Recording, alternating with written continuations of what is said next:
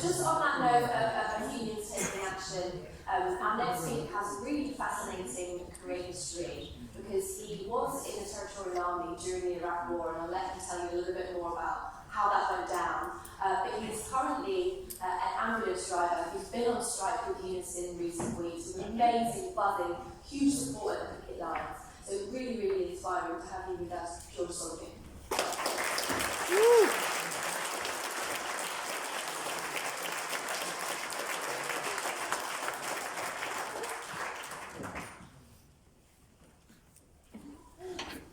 Brothers and sisters, I'm happy to be here.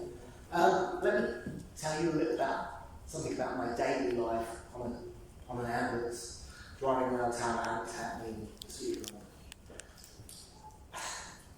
Militarism is a terrible thing.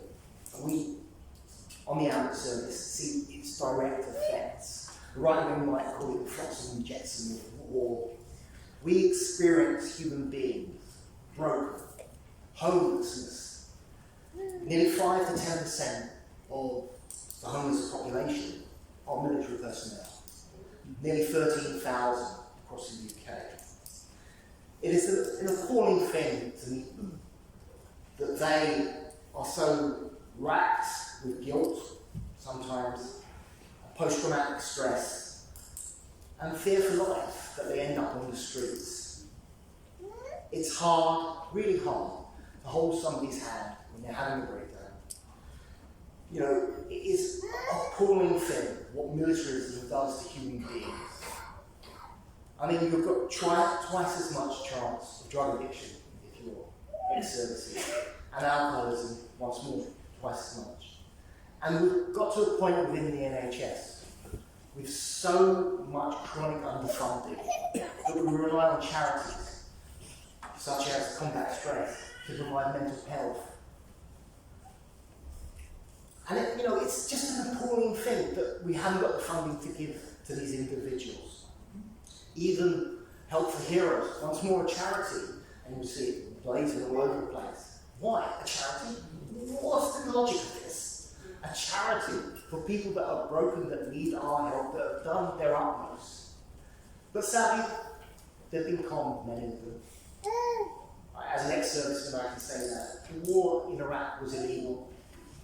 The war in Afghanistan was an abysmal event, and it's sad. These illegal wars have effects on humanity. We can see that the war in Iraq, Afghanistan, and in proxy wars in Syria have caused the movement of human population. 3.5 million people moved into Turkey because of those wars. We are taking a minimal amount of refugees, and we are, sadly, our governments are allowing them to drown in the channel. These people are more than just people to us in the NHS. They are our future. They are our future doctors, nurses, and we need them desperately. We need to open up the gates and bring these people in. We are over 130,000 nurses short, 100,000 social care short, 4,000 GPs.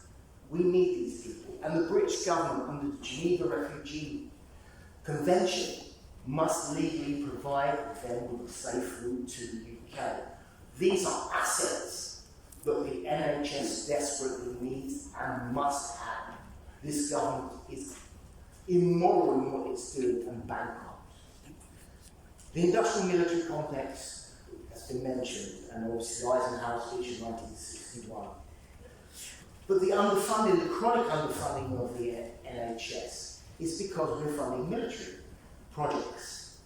NATO's talking about 3% increase, which would equate to 157 billion pounds increase over the next 8 years. That money is desperately needed for the NHS. Every penny spent in the NHS results in an individual coming out the other side to be a productive taxpayer and an individual who is a saint for his family. We all love our loved ones and we all want them to live long, prosperous lives. But militarism has a side effect, and in the long term, it is climate change. The NHS has said that the biggest threat to it, other than the Tory government that's currently underfunding, is climate change. And that is directly driven by militarism. If America, in its own self, was the military were a country, it would be one of the second biggest polluters on Earth. That is why it was kept out of Canada Protocol. The Pentagon itself is one of the biggest office buildings in the world. America has approximately 500 bases around the world. And in any of those bases, you can walk in and get exactly the same lifestyle from Haagen-Dazs, whatever, in one of those bases in terms of shops. There are nearly 1.4 million American personnel right around this world.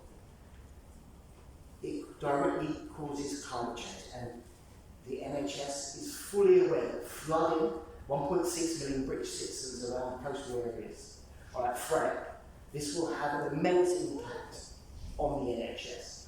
Droughts as well as heat waves. Our care homes are not designed to keep the heat out, they're designed to keep the heat in. As you get older and younger, it's very hard to deal with heat waves.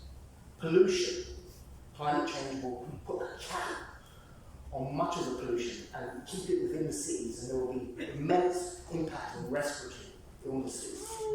Crop failures, we've only seen this year in India, there were 2 crop failures, which will put immense burden on those of us on the lower socioeconomic scale.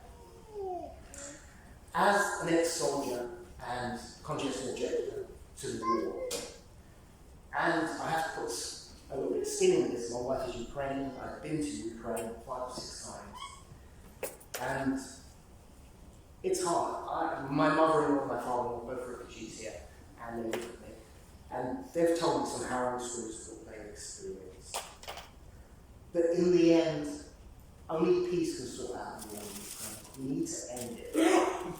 And our choice is as simple as, if we don't end war and militarism, it will end the peace issue.